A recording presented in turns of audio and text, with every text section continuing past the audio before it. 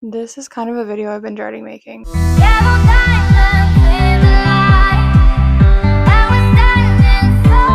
This is how losing my mom to cancer at the age of 20 has affected me over the last couple of years. If you're new, my mom passed away in December 2024. She originally had uterine cancer and it had spread to her spine, her lungs, her liver, her brain. When my mom was diagnosed, she was diagnosed at stage 4. That's everyone's fear. I was very lucky to have her for over a year after her diagnosis. She was diagnosed in November 2023. However, that year did not come without its challenges. I had to grow up really fast, not by choice. Growing up, I've always been a caretaker in my family, whether that was for my mom, my grandma, my aunt, everyone. You had to learn to be very selfless. Only take care of the bare minimum things that you need so you can give that extra to everyone else who needs it more. At the end of 2024, I was forced to make decisions that I only ever thought I'd start making when I was in my 40s. No 20-year-old thinks that their mom's gonna pass away. I was expecting both of my parents to be with me until I was at least 40. Unfortunately, that's not the reality of things. I've learned to really soak in the little moments in life. I celebrate the little moments in life because you never know when they're gonna be gone. I only have one voicemail saved from my mom, which I will insert here. Hey, Toots, just seeing how you're doing. I'm doing really good. Looks like I'll probably be going home today.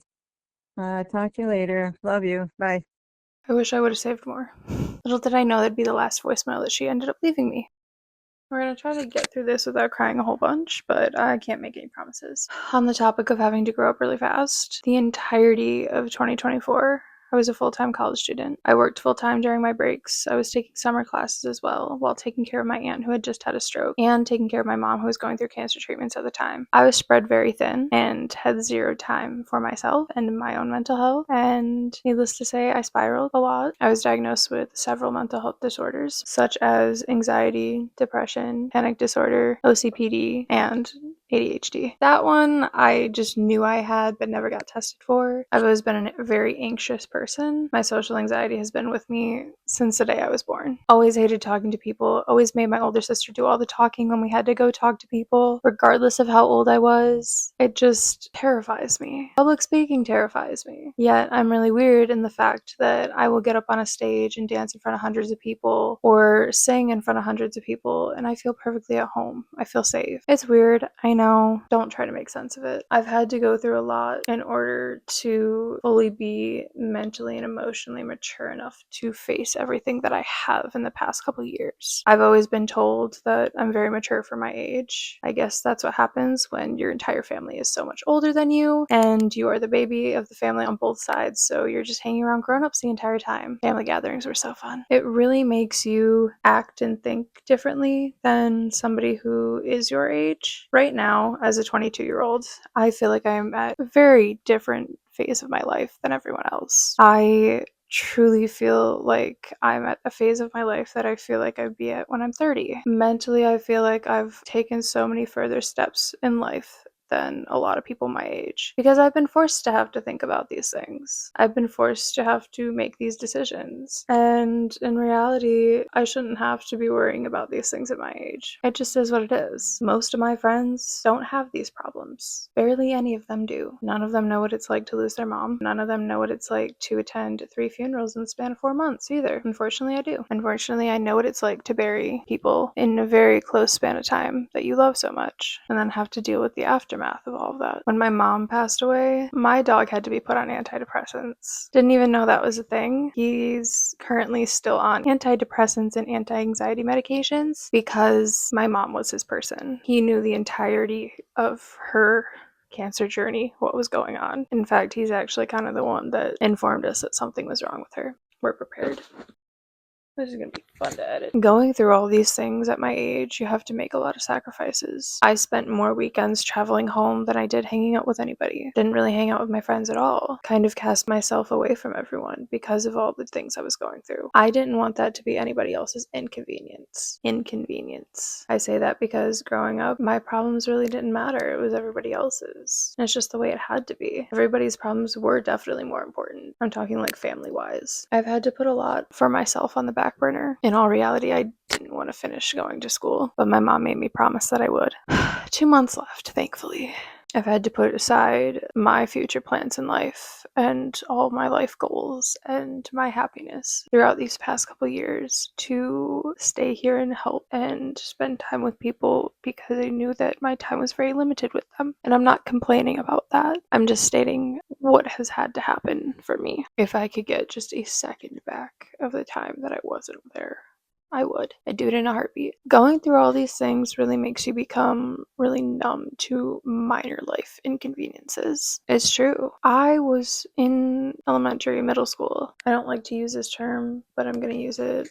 I was bullied, made fun of constantly, you name it, besides like physical abuse, everything. And so I struggled with that growing up, was already depressed and anxious from a young age. The traumas that I experienced when I was younger have really become numb to me after going through all of this. Minor inconveniences, like, I don't even know. I can't even think of any because I black them out so much. But little things that bother people every day, they don't mean anything to me. There are so many worse problems that could be happening to you right now. I don't do champagne problems. Not my thing. Also, reaching this stage, if anybody tells me anything severe that's happened, nothing phases me. It's the truth. I've literally watched people that I love die in my arms, so nothing phases me at that point. Nobody really talks about the milestones and happy events that are supposed to be happy, I guess, throughout life that happen after these people pass away. For me, my mom, she passed away a little over a month before my 21st birthday. That was depressing. I graduate college in 2 months, less than 2 months. She won't be here for that. It's really weird to say, but I was the only grandkid that my grandma never saw graduate high school. I was the only niece or nephew that my aunt never saw graduate college. The only daughter that my mom never saw graduate college. It's always me. It's just been a pattern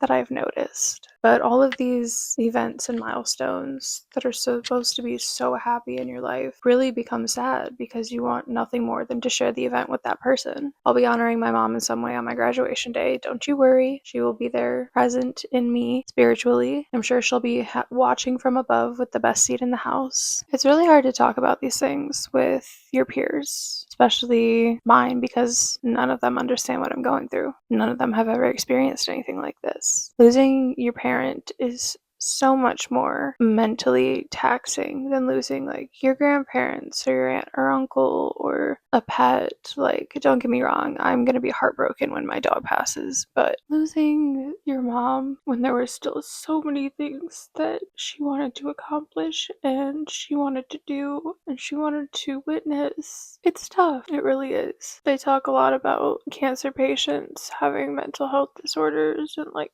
struggling with their mental health, but rarely anybody ever talks about the families of those cancer patients and what they're going through. Because unfortunately, in my family, I have yet to experience someone beating cancer. Unfortunately, it's something that's very common in my family. My mom's siblings that have passed all passed from cancer. My great uncle passed from cancer. My great grandma passed from cancer. It's a very common thing in my family, unfortunately.